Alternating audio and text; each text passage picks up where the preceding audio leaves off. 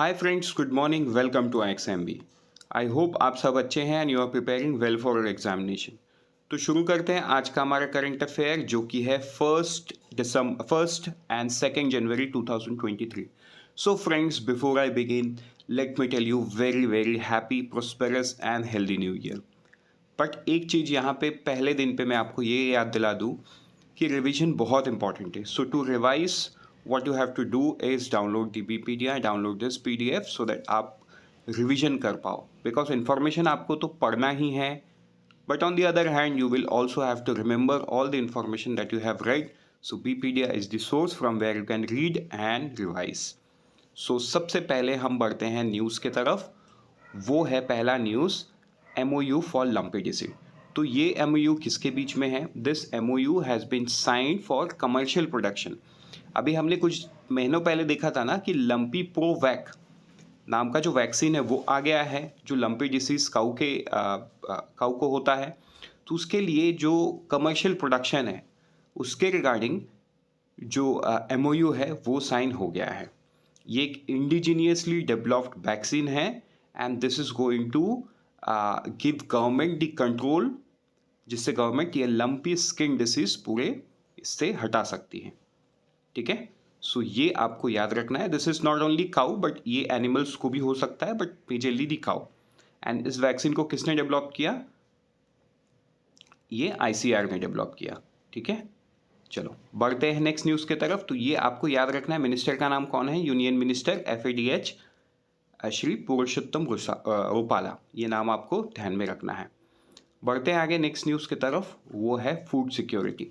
तो आपको ध्यान होगा कुछ दिन पहले गवर्नमेंट का कैबिनेट डिसीजन आया था, जहाँ पे गवर्नमेंट सेइंग जो नेशनल फूड सिक्योरिटी एक्ट है उसके अंडर में जो 81.35 करोड़ बेनिफिशियरीज है उनको कल के दिन से, मतलब 1 जनवरी 2023 से अब फ्री में खाना मिलेगा, राइट. लेकिन इसके रिगार्डिंग आपको यहाँ पे एक चीज़ देखना है. अच्छा, ये चेंज हो गया. एक चीज़ देखना है कि ये जो न्यू इंटीग्रेटेड स्कीम है ये एक्चुअली दो जो स्कीम है उसको सबस्यूम किया गया है. ठीक है, एक जो फूड सब्सिडी FCI को मिलता है for national food security act, दूसरा जो फूड सब्सिडी है वो decentralise procurement by the states.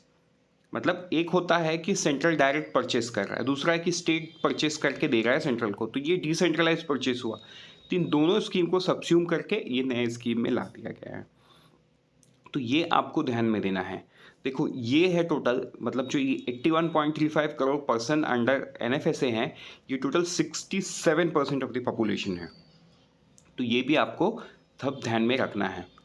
ठीक है, सो अब आप मुझे कमेंट सेक्शन में बताओ, ये जो नेशनल फूड सिक्योरिटी एक्ट है ये पार्लियामेंट में कब पास हुआ? बढ़ते हैं आगे नेक्स्ट न्यूज़ की तरफ. वो है चेयरमैन AERB. जो दिनेश कुमार शुक्ला है ये बन गए हैं chairman atomic energy regulatory board AERB के. ठीक है, ये पहले मतलब he was the former executive director of atomic energy board resolution. Executive director रहने के बाद अब ये चेयरमैन बन गया है. मतलब ये साल के आखिरी दिन 31 दिसंबर 2022 से ये चेयरमैन के पोस्ट को एज्यूम कर लिए हैं. ठीक है, for the period of 3 years. Next news की तरफ बढ़ते हैं. वो that is regarding unemployment news. तो जो अनएम्प्लॉयमेंट रेट है इकोनॉमी में as per the centre for monitoring Indian economy, वो 16 मंथ हाई पे चला गया है, 18.30%. ठीक है, अगर इसमें हम रूरल की बात करें, अर्बन की बात करें तो अर्बन कितना है? 10.09 है दिसंबर के मंथ में. ठीक है, अगर हम रूरल एम्प्लॉयमेंट की बात करें, अनएम्प्लॉयमेंट की, तो वो है 7.44%. तो ये आपको ध्यान देना है. अनएम्प्लॉयमेंट का मतलब क्या है? इकोनॉमी में लोग जो एलिजिबल है काम करने के लिए but they are not working.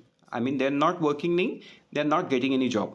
Those are called unemployment. तो ये सारा चीज़ आपको ध्यान में रखना है. With this we are actually done. Let's meet tomorrow morning once more. Till then, unfold your potential and all the very best for all the exam that you are preparing. And always remember, IXMB helps you prepare 50% faster.